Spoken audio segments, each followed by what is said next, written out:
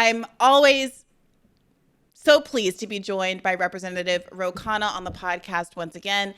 This time, talking to me just hours before the vote on the debt ceiling compromise. Members of both parties are singing the praises of this compromise bill as a win for both sides. Many on the left are saying whenever there's bipartisan agreement, that's how you know things have gone really awry. Representative Khanna, you are one of the people who have stood up and said that you are going to vote no on this compromise bill. Why is that? Well, first of all, good to be back on. The reality is that we should have invoked the 14th Amendment, or the Treasury should just have paid the bills and let the Republicans sue and take it to court. I don't think at the end of the day, the courts would have struck that down. They're not going to allow the world's greatest economy to crash. And they would have understood the stakes. So I think that the president had a lot of options short of negotiation. The president could also, in November or December, have increased and passed the debt ceiling back then, when some of us were calling on him to do that. Now, I would have been negotiating with Manchin, but that would have been marginally better than negotiating with McCarthy. So some of us have been saying, look, either have raised the debt ceiling back in the lame duck, when we could have at least gotten some of the tax increases in there on the wealthy, at least eliminated the carried interest loophole, things that even Manchin was for, or just pay the debt and let the Republicans sue. He didn't take any of those options, and so we got stuck with some very bad things, like the expedited permitting of Mountain Valley Pipeline, like the fact that 50 to 55-year-olds are being kicked off of food stamps if they're not working. And many of these, as you know, are women of color. Many of them may have a health issue where they're temporarily out of work. And now you're basically going to be denying them $6 a day of food assistance. And you're basically saying, slapping in the face all of these folks with student loans. I had over $150,000 of student loans. I went through forbearance at one point. I've now done well, but it wasn't always that way in my life. And you're saying to them, you're going to have to start paying back student loans when they're having an affordability crisis. So for all of those reasons, I'm a no. So why do you think that Joe Biden chose not to try to fix this during the lame duck session the way that you and some others were advocating for? I don't know. I don't know. I think that to me would have been the best way to go about this. I mean, they always say grown-ups in the room, and that's the standard rhetoric around here in the Beltway. I think it was a missed opportunity to have done this in the lame duck. Now, I suppose they would say we were trying to get the Inflation Reduction Act, which was very important. We had a lot of other balls in the air. You still would have had to get Senator Manchin. People still may not have liked it, and maybe there still would have been the Mountain Valley Pipeline in there. But I'll tell you, it would have been much better than the deal we have now. What is your analysis, Representative, of why it is that Joe Manchin, in conjunction with Kyrsten Sinema, seem to have more power to determine the Biden administration agenda than any two given progressive senators? Let's say Bernie Sanders and Elizabeth Warren, or Senator Markey. Take your pick. I'd argue there are many fewer credibly progressive senators than there are blue dog or conservative troublemakers on the other side. But why is that? And let me just put my cards on the table. It seems to me that part of it is an unwillingness for the left to play hardball in the same way that these centrist or right-leaning figures will.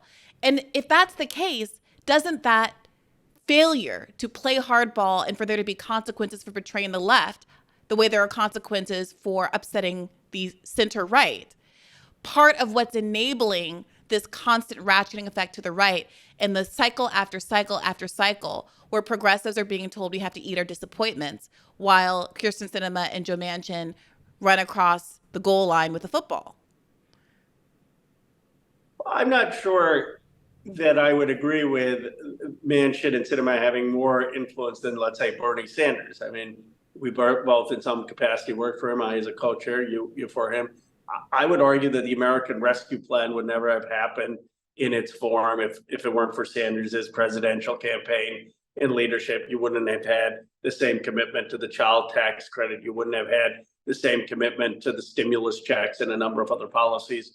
I would argue that a number of the president's more progressive moves have been shaped by Senator Sanders, both in his role as chair of the budget committee and because of who he was as president. And so if you were to say, is the Biden legislative agenda more influenced holistically by Sanders or Manchin, I would argue Sanders. At the end, though, Manchin gets often more what he wants because he plays the game at the very, very end. But he's tweaking things at the end, not drafting things from the beginning. So again, why is it the case that Manchin is playing the game at the end in a way that the progressives aren't? Well, I think in Senator Sanders' case, because he's playing it more fundamentally from the beginning. Now, you could argue someone else, maybe, because Sanders, I think, is really the author of a lot of this, both in his campaigns and in his role as budget chair. Are there, do I think that progressives play the exact same sense of hardball? Probably not. And probably some of it is temperamental, that we're more concerned about keeping institutions running and showing that government works. And so are less willing to just blow things up or hold things up. And that I'm sure is temperamental and values based. And you could say it's maybe ultimately it needs to be toughened up in the modern political environment.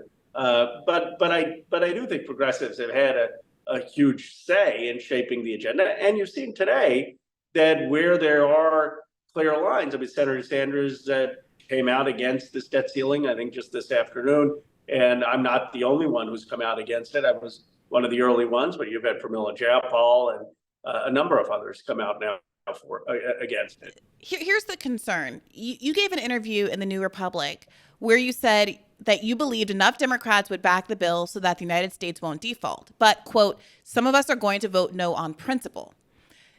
To many leftists, what that sounds like is this is going to be a performative vote on principle that I've basically been allowed to take because it is a no. They've counted the votes. They know this thing is going to pass anyway. So some of us can save face and kind of in the 11th hour, raise the flag for progressive interests and kind of register our discontent. But at the end of the day, it's not going to be perceived as a fight. There's not going to be perceived as you trying to whip votes that would actually tank this bill. Instead, it's I'm allowed to basically take this vote because it will have no consequence. How should people be interpreting this statement any differently? Well, I don't think it's one that has no consequence or opposition. I mean, obviously, the White House very much wants every Democrat to be voting for the president. The president's senior advisors were in the caucus making a very strong case. I spoke up against that. A number of other progressives challenged them, spoke up against them. Jared Huffman did, Gwen Moore in Wisconsin did, saying, please be honest about the impact this is happening. So I don't think it's a costless vote for progressives. It's one that's defying the wishes of the president and the leadership. But I think I was just being honest, and that is if there was a actual burden that you were going to have a huge default, my recommendation would be that the president should just invoke the 14th Amendment and pay the bills. But if we thought that was not going to happen, progressives weren't going to sit there and watch something default. But we've articulated many other pathways to getting out of the default. If Pramila Jayapal's Progressive Caucus, which has 100 or so members at this point? It's got 100 members in name, but I don't think all of them are active progressives. I mean, I'm not. Oh, this is what I'm. This is what I'm getting at. If Pramila Jayapal is the head of something called the Progressive Caucus and is unable to whip that caucus into being a block of votes that can do something like tank this bill in the interest of the public, progressives, working class voters in the United States of America who are being asked to shoulder the burden of balancing our proverbial budget, as though I'm not accepting that premise, but if that's what we're saying that we're doing, that's the stated objectives of Republicans here as they negotiate over this debt ceiling. If she is unable to do that, what does that mean about the value of the Progressive Caucus, the value of progressive leadership, period, how much faith the public should have in progressive leadership, and the value of continuing to turn out and vote for progressives running for Congress the way that every cycle Democratic leadership tells us to do this. They say we can't, the enemy is the perfect of the good. We can't take our ball and go home. You just need to vote more people into office. At this point, what is the credible argument to voters who are seeing, from their perspective, a total lack of fight from the people who are self-described progressives in Congress already?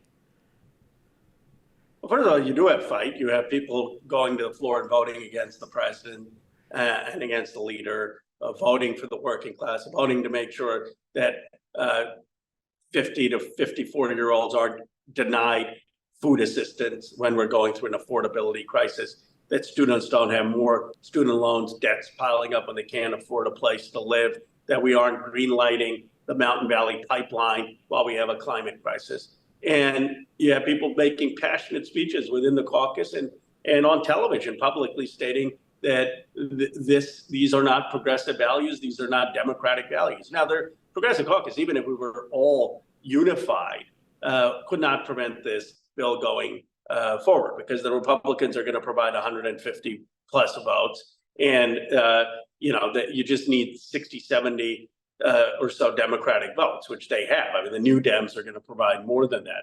So one test tonight is going to be how unified is the Progressive Caucus in voting no, even knowing that it's going to pass.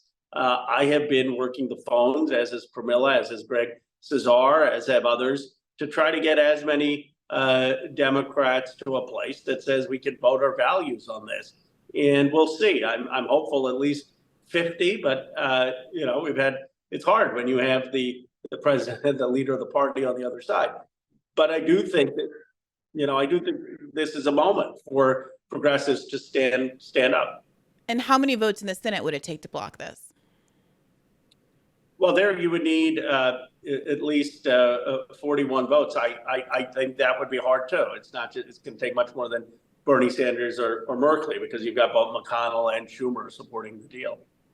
I thought there was a great deal of consternation. I saw you and Marjorie Taylor Greene get involved in a little back and forth on Twitter today. Marjorie Taylor Greene, of course, was part of the kind of McCarthy-aligned faction during the Republicans forced the vote moment earlier in the year. On the other side was Lauren Boebert and others who were the holdouts resisting Kevin McCarthy's nomination. They were able to get any number of concessions for their caucus to empower them against Kevin McCarthy in these kind of decisions. And it seems like a similar split has happened where the Kevin McCarthy aligned folks like MTG are aligned with the deal. Others are saying that they haven't actually addressed the deficit meaningfully, which is true, that some of these cuts to the social safety net actually increase enrollment to the programs because of the way that they were structured. That is true. Of course, the left has been arguing that some of the cuts to the IRS will actually raise the deficit as well, because without the people to go after millionaires, more affluent earners, they can't collect as much in terms of tax revenue. That is true. So, what kinds of behind the scenes conversations and coalitions have been made with people who are disgruntled perhaps on the other side of the aisle with this deal? On this, not many. I mean, Marjorie Taylor Greene was sort of using my quote because I was talking about what's wrong with the deal for working families, and was saying, see, look, Khan is saying that the deal isn't good for progressive values, so you should be for this deal because you're against the progressive left in America. But the reality is that on this, we're worlds apart with the other side. And the large part of the conversation has been within the Democratic caucus among members saying, this is actually not just a progressive issue. This is a basic democratic issue. I mean, this is a Republican negotiated, Republican framework deal. Now, I have said publicly, the president, given that he didn't do all the other options, was in a negotiation, did the best he could, and that it could have been a lot worse. But the fundamental framework is a Republican framework. It basically increases defense, and it doesn't increase social spending. And as a Democrat, I don't understand why we'd be voting for that, absent preventing default. But you've said that the Republicans are going to get 150 votes. You know that there are enough centrist Democrats who maybe want higher defense. So there are many Democrats, progressives, and I would just say ordinary mainstream liberal Democrats who should feel comfortable voting no. So if it's the case that Joe Biden made a significant tactical error, and or some people say this was planned, but let's give him the benefit of the doubt, a significant tactical error in not trying to address this during the lame duck period last year. If it's true that he is being fairly criticized for not raising concerns, like the hypocrisy of all of these conservatives who are saying they want to balance the budget, but won't touch defense spending in the least. I recently interviewed Marjorie Taylor Greene and asked her, with all of your critiques of the Ukraine war, would you support Biden's military budget or support those in the anti-war movement who would like to see it cut? She said she didn't want to touch a dollar of the military budget. If all of that is true, isn't that evidence of what so many Americans believe, which is that Joe Biden is not the right candidate for this moment going into 2024, that there should be debates in the Democratic Party, and that candidates like Marianne Williamson and RFK Jr., who have collectively garnered a lot of attention and are polling much stronger than any of the Republican candidates, barring, depending on the poll, Ron DeSantis. Is that evidence to you that the Democratic Party should not be throwing all of its eggs in the Joe Biden basket? No, because I think Joe Biden has had a successful 2 years when you look at the American Rescue Plan with the child tax credit, when you look at the CHIPS and Science Act. The child tax credit is gone. And so many of there's been this effort to unwind so many of the environmental protections that were the crown jewel of the Build Back Better the Build Back Better plan from last year. That was the crown jewel of his legislative achievements. Over and over again, we see the Mountain Valley Pipeline. We see the opening up the oil drilling in Alaska. Over and over again, it seems like things that either he passed and then lapsed, or have passed and then undone with subsequent actions, are being held up as evidence of his successes. And if those are the only successes that we can point to, what is the argument for re-electing Joe Biden? Well, it was, first of all, more than just the child tax credit, which did reduce child poverty significantly. It was also massive investments in K through 12 education. It was stimulus checks. It was putting money in the pockets of working families.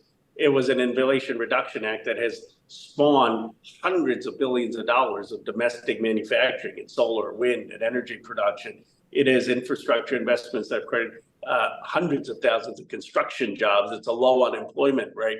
I mean, there's a lot that we have done to help the working class. Now, I'm against the Willow Project, or vehemently against, and spoken out against it. I'm against the Mountain Valley Pipeline. As you know, I wanted Bernie Sanders to be president, but in context of having gotten Joe Biden, who didn't come from the progressive wing, I think we have achieved far more in 2 years than I would have expected. And I think progressives have to continue to hold the president accountable, like we will tonight, in voting clearly no where we disagree. But ultimately, he is the president. He has had a successful record, and he will be able, in my view, to beat Donald Trump.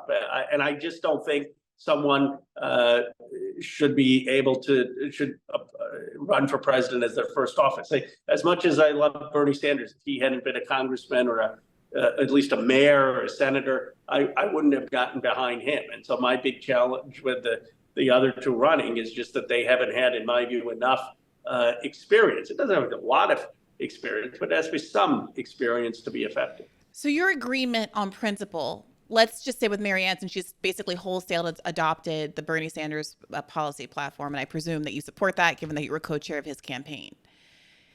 I support the essence of what Bernie Sanders stands for. I'm sure there are places where no two human beings agree on everything, but I was very proud of the point I'm making here is that there's an argument that you're setting out here that says Joe Biden, with all of his substantive substantive disagreements with you on a policy from a policy perspective, a man who has said that he would veto Medicare for all even if it passed the House and the Senate, a man who represented to voters that he would cancel $10,000 to $20,000 of their student debt by executive order, an authority that he had on day one of his presidency. He could have done it by a stroke of a pen, failed to do so, declined to do so. A man who made the pitch in a state like Georgia, which he needed to have control of the Senate, that he was going to send these $2,000 checks, that he was going to cancel all HBCU debt, with major HBCUs, of course, being centered in Atlanta. Warnock won by, fewer than 100,000 votes. There are 1.647 million Georgia student debtors. That's a huge promise that's been betrayed. You talk about holding Biden accountable tonight by voting no on this legislation. Wouldn't it be holding Joe Biden accountable to allow there to be a Democratic primary in which people like Marianne Williamson and RFK Jr. could highlight Joe Biden's failures and apply real pressure on him to either course correct and actually demonstrate some fight for the people he made campaign promises to back in 2020? And if he's unable to do that, succumb so that people can make the choice to vote for someone with whom they're ideologically aligned, politically aligned, and who they see as a fighter, instead of someone who happens to have the distinction of having been in Congress his entire life and having been a legislator as his only job that he's ever had. Bree, I think, first of all, on the student debt, I'm for forgiving much more than that. It was for at least $50,000 of debt for working in middle-class families. I took out $125 or more $1,000 of debt myself and had to go through forbearance earlier in my life before I was more fortunate. I believe that Biden did get there and has forgiven the $20,000. Now it's up to the Supreme Court. But what I'm concerned about with this he hasn't forgiven the $20,000. He fundamentally has not forgiven the $20,000. He decided to means test the program, which gave Republicans time to mount an opposition that is now in the Supreme Court. And all of the legal experts that I've spoken to are pretty skeptical of having a good outcome at the Supreme Court. Moreover, as you well know, as part of this bill that the Democratic Party is going to be voting for, most Democrats are going to be voting for with some enthusiasm, at least Hakeem Jeffries gave a statement that seems very enthusiastic about this compromise. The student debt moratorium that Donald Trump put into place in 2020 is going to be lifted. It must be lifted, according to this compromise to be signed tonight, to be voted on tonight, in September, which means not only is everyone going to have to start paying, and Biden is going to be responsible for that having kicked into effect, whereas Trump is the one that offered everybody relief, but it's possible that some of these student debtors are going to have to pay interest on the last entire year of the debts that have been in forbearance, that have been put under the moratorium. So this is one of the reasons I'm opposed to the bill. I mean, I think we have to extend the moratorium if the Supreme Court rules against Biden. I don't fault him for what the Supreme Court is going to rule. I mean, his theory and whatever means testing they did was trying to make it constitutional with the Supreme Court. If it gets struck down, I think he should do a different authority under the Higher Education Act to forgive the debt. But some of us have argued that until he can get that debt forgiven, he needs to continue to extend the moratorium. And we're going to continue to put pressure on him to do that. That's one of the reasons the board get as many progressives to vote no tonight, to say that Biden should look at other legal authorities to be able to extend the moratorium. But it's going to be harder if this passes. I agree with you, because the language really circumscribes the president's ability to do that. I'm sure, as you're aware, many student debt authorities, the people over the debt collective, et cetera, have forcefully argued that the exact same authority used to do the debt moratorium could be used to have canceled all of the debt on day one. And at that point, if it winds through the courts, they are in the position of having to figure out how to basically put the balance back on people's balance sheets, a process that experts say would be near impossible. Frankly, even starting up the repayments again is going to be met with all kinds of administrative hurdles. It seems like the postponements thus far were largely because they just couldn't figure out how to restart the program, less so because there's some ideological commitment coming out of the Biden administration to help student borrowers. But just earlier today, the Senate voted to roll back Biden's student debt policies, and 3 senators, Manchin, Sinema, and Tester, joined. So again, this is the question. This is like the question of the day. Why should people keep voting for Democrats? Why should people come out and reelect Joe Biden? At the very least, even if you believe that this was out of his hands, it's the Supreme Court, it's Manchin and Sinema, he did what he could. If he is going to be making promises on the campaign trail that he's basically acknowledging that he has no power to deliver on, why should people trust him more than someone who is not a career politician like RFK Jr. or Marianne Williamson, who they will at least perceive as fighting in good faith to advance the agenda that majorities of Americans support? I mean, this is a serious question, Representative. I mean, this is where so many voters are. There was just a New York Times piece that interviewed 11 disaffected Biden voters, and they asked them what they're happiest about in the Biden's presidency. And you know what they said? Student debt relief. The student debt relief they were promised and which is not forthcoming. Well, I agree with you that student debt is a huge issue, and he needs to fight tooth and nail, even with these restrictions that this bill passes, to at least extend the moratorium. And if the Supreme Court strikes this down, I mean, he's now relying on the same legality for the student debt relief as the moratorium. He's relying on the pandemic exception. That's how we got the moratorium. But he needs to rely on broader authority, the Higher Education Act, to say that the secretary has that jurisdiction. If he does that, I think he is acting in good faith. I mean, I think the American public knows that the president can only do so much, but they want to make sure that he's doing everything that he can do. But it is going to be a huge issue if we don't extend the moratorium come September, and if the president doesn't find another authority to do it. And the other thing is then the posture with the Supreme Court. I think he's got to really take the fight to the Supreme Court and ratchet up the rhetoric on the legitimacy of this court, like FDR did, like Lincoln did, like other presidents and public servants have done with courts that have been blocking progress. Remember, the Supreme Court has been more often a bulwark against progress than it has been a facilitator of progress. That's absolutely true. But Representative, you and I saying that here is not going to manifest results. I mean, at this point, Representative, we are so far into Biden's presidency. He had in the early few months, what were we told repeatedly? It's the first 100 days, give him a chance. During that first 100 days, he had a hearing, like a commission on Supreme Court reform that came and went with no one paying any attention to it at all. There were breathless articles written in Vox and these kinds of magazines about what it would look like to pack the courts and various kinds of plans, which it was quite obvious that Joe Biden had no appetite for. And the Democratic Party as a whole, not as a whole, but enough of the Democratic Party so that nothing could go anywhere, had no appetite for it, right? And this is why I keep coming back to it. Many voters and many listeners to this podcast have been told enough times that Biden and whomever are doing the best that they could, or that Manchin and Sinema are just an impassable obstacle here, that they say, fine, I believe you.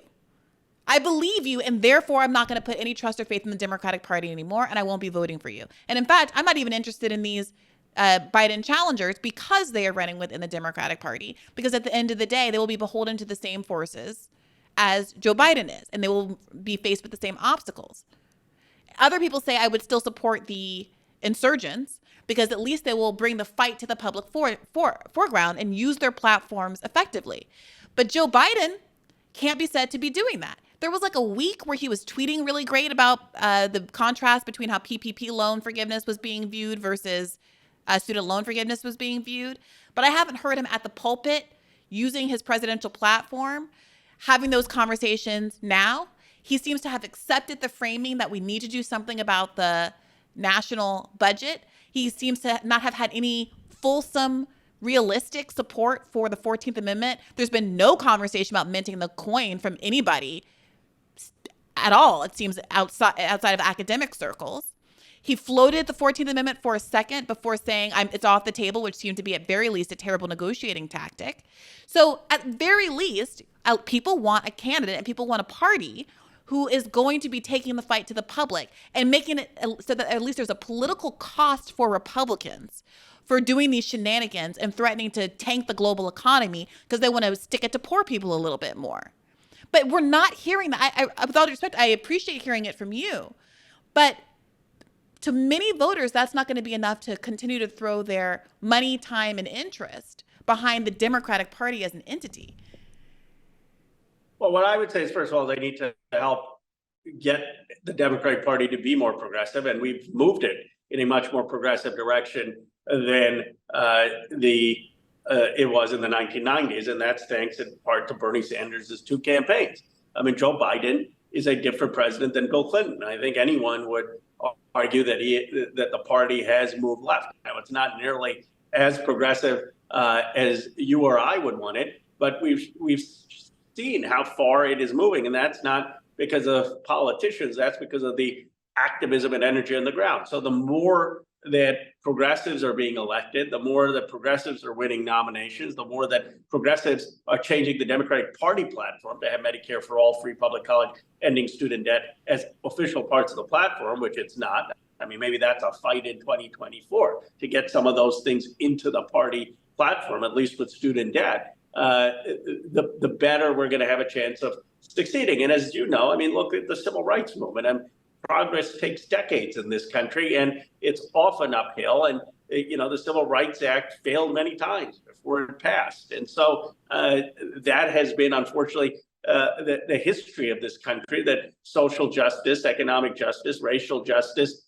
takes time. But that doesn't mean that we give in. It means that we continue to fight. And it means that, in my view, we elect President Biden while pushing and holding him accountable. But if you're saying, should we give a space to challengers? I have always said, even though I'm clearly for President Biden, or making the case for his reelection, both in the primary and the general election, I have said that we have to treat those who want to enter with alternative ideas with respect and give them a hearing, and the media should treat them fairly. And if does that mean having a debate? Just giving them a hearing and having a debate? I've said if their polling justifies that, if that continues, then yeah. I mean, if they're serious and they're, look at multiple polls or whatever some objective criteria is, and if they're polling over 10% or some threshold, and that you do 3-4 NBC, ABC polls, there should be some criteria. Well, RFK Jr. has polled at 19%, and a different poll, both RFK Jr. and Marianne Williamson were both at 11%, and in the 19% poll, Marianne was at 9%, and that was just within a week or two after RFK Jr. had launched his campaign, and of course, it's fairly early days for Marianne as well. So we might have to circle back and, have that conversation as more poll results indicate that they have some staying power. I have one last question on this issue. Hakeem Jeffries gave some remarks earlier today. He said he will support the debt ceiling bill, quote, without hesitation, reservation, or trepidation. Not because it's perfect, but in divided government, we, of course, cannot allow the perfect to be the enemy of the good. And we just completed a caucus meeting with the White House negotiators and presenters, and it was a very thoughtful, comprehensive, clear-eyed discussion about the moment that we are in, and of course about the importance of avoiding a catastrophic default. In that meeting, I made clear that I'm going to support the legislation that is on the floor today, and that I support it without hesitation, reservation, or trepidation. Not because it's perfect, but in divided government, we of course cannot allow the perfect to be the enemy of the good. And President Biden did an incredibly good job under difficult circumstances in protecting some key priorities and values for the well-being of the American people. The posture there at the end that suggests that this was something on which to compromise, when many people thought going in, this should be a red line for Democrats. You don't get to renegotiate bills that have already been voted on by holding the country hostage. And to the extent that it's Republicans that are doing the hostage taking, Democrats should make that clear and make it clear that if they follow through on this game of chicken, the Republicans are the ones that are blamed for tanking the global economy. Of course, that's not what happened. Immediately, the framing seemed to be, okay, Biden made these statements that said he was willing to negotiate, and then we're off to the races, chipping away at the social safety net and making this compromises that are expense on the poor, no military spending cuts, as you mentioned, and also no conversation whatsoever about raising revenue, including a billionaire's tax, which 74% of Americans actually support.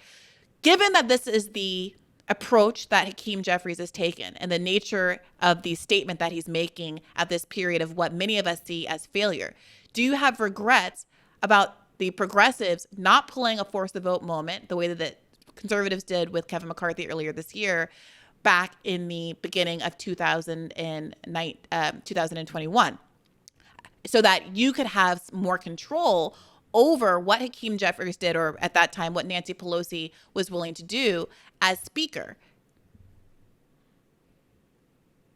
Well, I believe in the next Speaker election, because as minority leader, you don't really get to set the agenda. But in the next Speaker election, I do think the Progressive Caucus needs to take an aggressive posture on making sure we get certain concessions on our policies.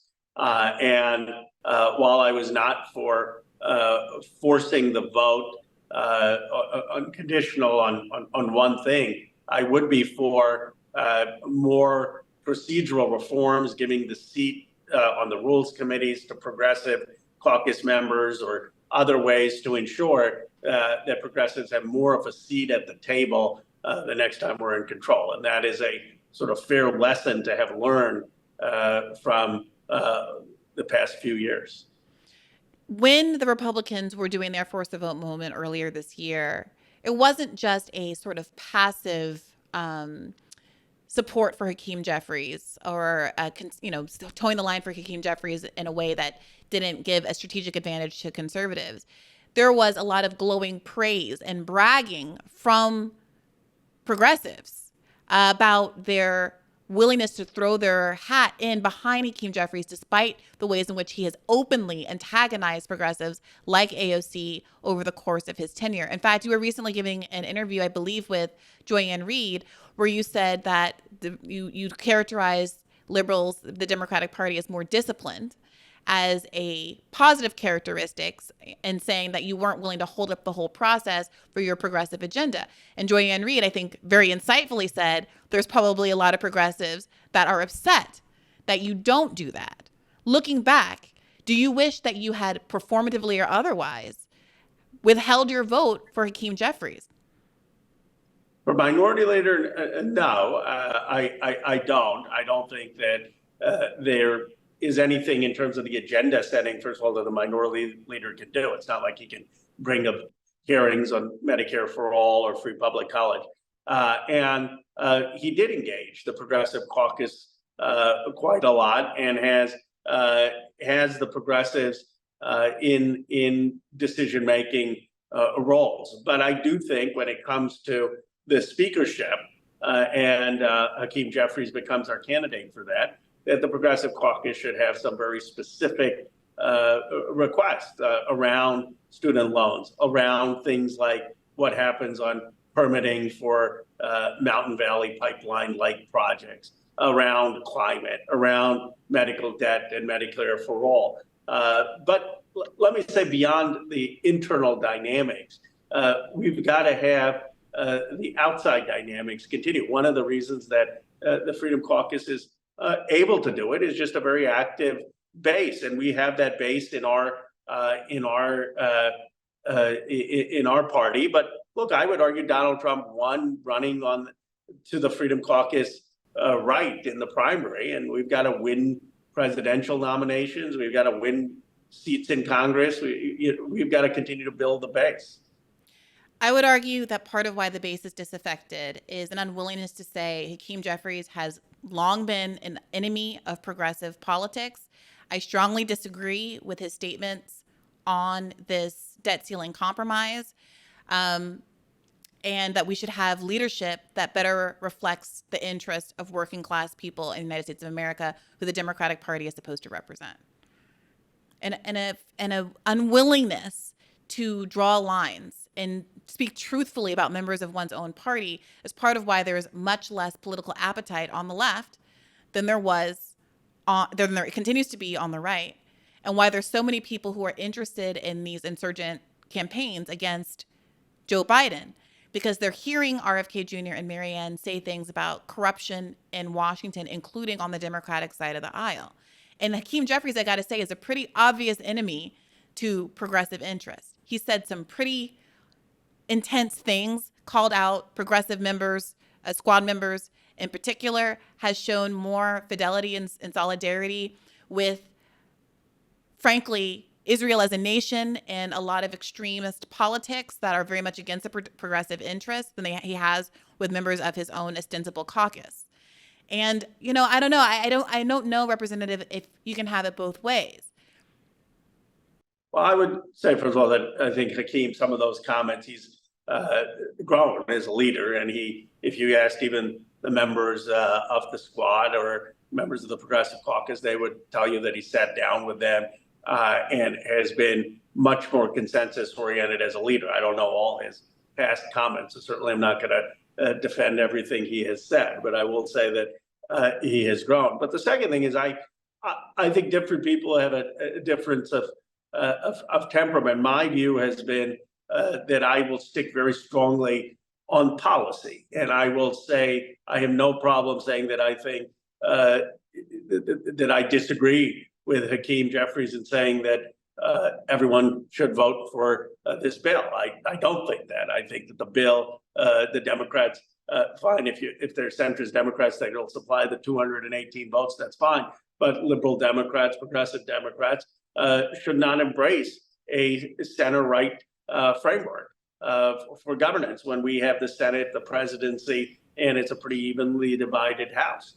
And so I will be forceful in speaking out on policy, but I don't think it's helpful in American politics in general to go after people's characters, or it's not my style. I try to win on the policy and argument. Now I understand that there's anger out there, and some people may want to call out folks and call them out, and they can play that role. In my view, I want to try to win the argument and move politics that way. And I think it takes all types of a coalition to get change. Well, I don't think it's a character issue. I think it is a substantive politics, and that his substantive politics are very conservative. And what does it mean for all of the progressives to be championing him as they were back in January and bragging about how much solidarity there was behind someone like Hakeem Jeffries, who has had no hesitation in distinguishing himself as an enemy to progressive interests?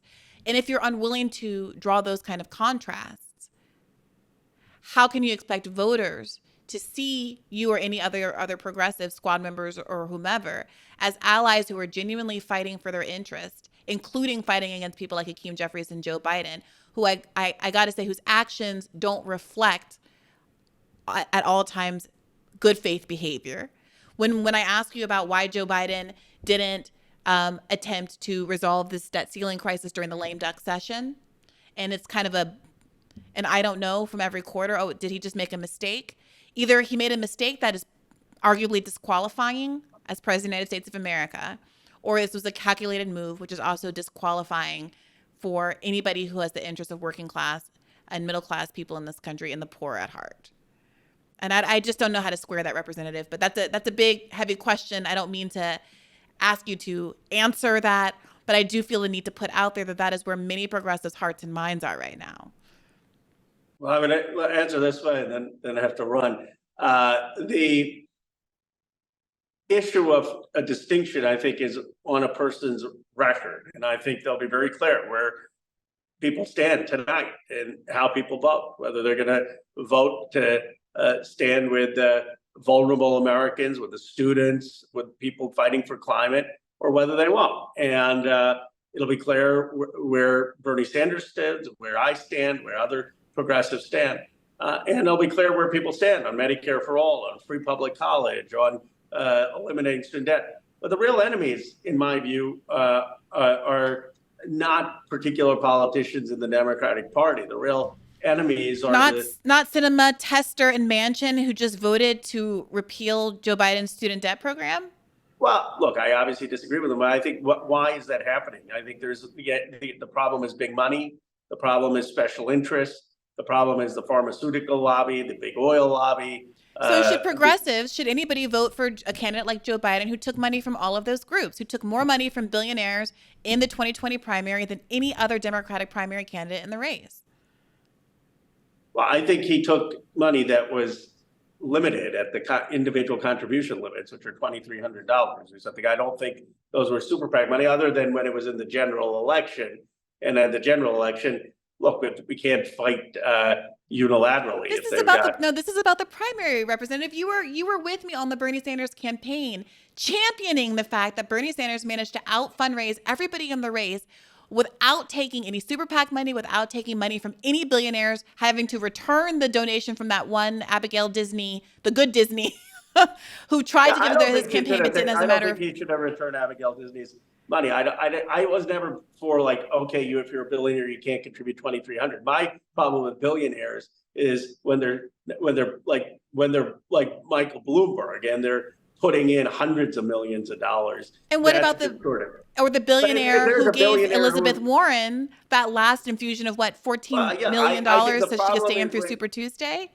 I think that I'm against the super PAC money coming in to distort Democratic primaries. I'm for it, the super PAC money against Republicans, because we can't unilaterally disarm. But we shouldn't have it coming against Summer Lee. We shouldn't have had it coming in against Andy Levin. We shouldn't have it coming in Democratic primaries. If a billionaire wants to give the maximum individual contribution of 23 or whatever it is. Representative, you know that's not what we're talking about here when we're talking about Joe Biden having willingly, readily received so much money from both these super PACs and individuals with questionable backgrounds. I could be wrong, but my understanding of the race was that he did have some super PAC money, but the vast amount of super PAC money came in the general election. And I don't think, and I think Senator Sanders outraised him. Now, obviously, Sanders' money was much cleaner coming from individuals. But I guess I would just say that my view is that we have to have it two parallel tracks. We've got to build on what Bernie Sanders did and build our progressive infrastructure and build a progressive movement while still, in my view, defeating Donald Trump, Ron DeSantis, and having Joe Biden be as successful a president as he can as a bridge to a progressive future. And recognizing that no progressive, even Bernie Sanders is probably the closest to sainthood in modern politics, but no progressive is going to be totally clean in an American political system that is very complex and requires compromise. I mean, it's just not, you're not going to have Mahatma Gandhi emerge in this political system. Saying that, you sound, with all due respect, you sound just like Hakeem Jeffries talking about, well, we can't let the enemy be the perfect of the good. You're not even trying. You literally worked for a campaign that demonstrated that these trade-offs that people presume are baked into the system aren't even necessary. Bernie was, I won't say Mahatma Gandhi because there's some complications there, but he was clean. He ran a clean campaign. He was. And that's why we worked for him. Out fundraised everybody doing it. And so now to be in a position where you're saying, well, it's okay in these circumstances. And the reason why so many poor people, working class people, were willing to give a $27 donation that was the equivalent of half a day's work and a minimum wage salary. It's because they understood that meant that Bernie Sanders was untethered from the kind of influences that are quite obviously influencing Joe Biden to say something like, I'd veto Medicare for all, even if it passed the House and the Senate. That's insurance company money talking. It's the reason why nobody on the both sides of the aisle, except for you and maybe a couple of others, are willing to say that we should cut military spending. And military spending was protected in these negotiations in a way that flies in the face of all this anti-war rhetoric that is coming from the so-called right populists in Congress. And there's a reason why Lloyd Austin of Raytheon is in the cabinet. And so to know that, so go ahead. Yeah. And then I do have to go, but I would say a couple of things. Well, one, I don't take PAC money. I don't take lobbyist money. I only take individual contribution. Now, I also happen to represent a district that is very wealthy. And so I have a lot of people who can write individual contributions at a higher amount. And so the challenge is, how do we create a system in this country where everyone can do what Bernie Sanders did without Bernie Sanders' national exposure? And that's why I've worked with Russ Feingold to have a system of democracy dollars where we don't have all this private money and every voter gets $100 to contribute to the political campaign. So we absolutely need political reform. I guess my point is just this, that in the current system, the question is, how do we make progress? And who are the real villains? And I put my villain hat on the special interest groups that are blocking progress, and believe we need to build the progressive movement and also work with the Democratic Party to get as much success. And where we probably have a disagreement is how much you assign the blame to leaders within the Democratic Party, whereas I'm working more with them. Though I have obviously my preferences for more progressives leading in all aspects of the party. I mean, I don't want to open a can of worms. I know you have to go, and so I want to respect your time. This issue is going to keep coming up, though. I mean, we just had Ron DeSantis launch his presidential campaign on Twitter, hosted by David Sachs, someone who people have criticized you for having a campaign, a fundraising event at his home. But when people look at the willingness of someone like David Sachs, people who have a lot of money to throw their lot behind progressives, conservatives, whichever way the wind is going, that is what gives them a fundamental distrust. David Sachs is against the military budget. So he agrees with my view on against defense, the defense industrial complex. So what does it mean to you that he's supporting Ron DeSantis and that he was also willing to support you? I don't know why he's supporting Ron DeSantis. I know why he supported me. He supported me on two reasons: by support of the First Amendment, my willingness to take on the foreign establishment, foreign policy establishment on overseas wars and the military defense budget. That's why he supports the Quincy Institute in terms of their support on foreign policy. I guess, it's I have more of a Shakespearean view of human nature. I think people are complex, and I think we have to work in a world that's complex to move policy goals, and that's I'm not saying I have the right view of the world, but that's my view. Well, look, I appreciate you joining us here to share your view as always. Many points for being one of the few in Congress who's willing to still submit themselves to tough questioning from progressive media. Thank you so much, Representative Khanna. Thank you. Appreciate it. Take care and keep the faith, everyone.